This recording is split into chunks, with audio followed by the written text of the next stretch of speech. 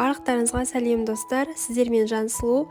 Бүгін дәмі өте керемет шығатын сырный шарикінің рецептін ұсынамын. Видеоның соңына дейін қарап, каналыма тіркеліп, менімен бірге болыңыздар.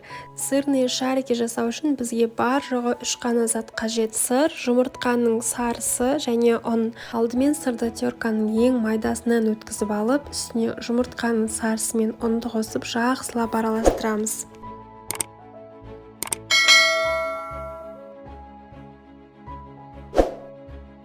Жақсылап араластырып болған соң, аз мөлшерден алып домалақтаймыз. Домалақтау барысында қолдың көмегімен қысып, арасын тығыздап барып домалақтаңыздар, болмаса қуырып жатқан кезде арасы ашылып кетуі мүмкін. Шариктерімізді орташа қызған майда осылай үнемі араластыра отырып пісіріп аламыз. Бір орында ұзақ ұстасақ, асты жабысып қалуы мүмкін.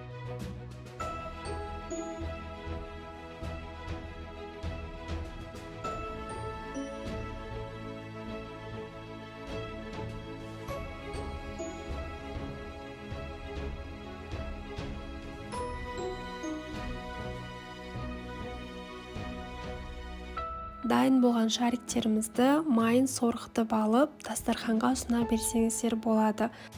Осымен біздің сырный шариктеріміз дайын. Міндетті түрде жасап көріңіздер, сіздерге ұнайды деген ойдамын. Видео ұнаса, лайк басып, комментарий қалдыруды ұмытпаңыздар. Сіздермен болған Жансұлу, келесі кездескенше.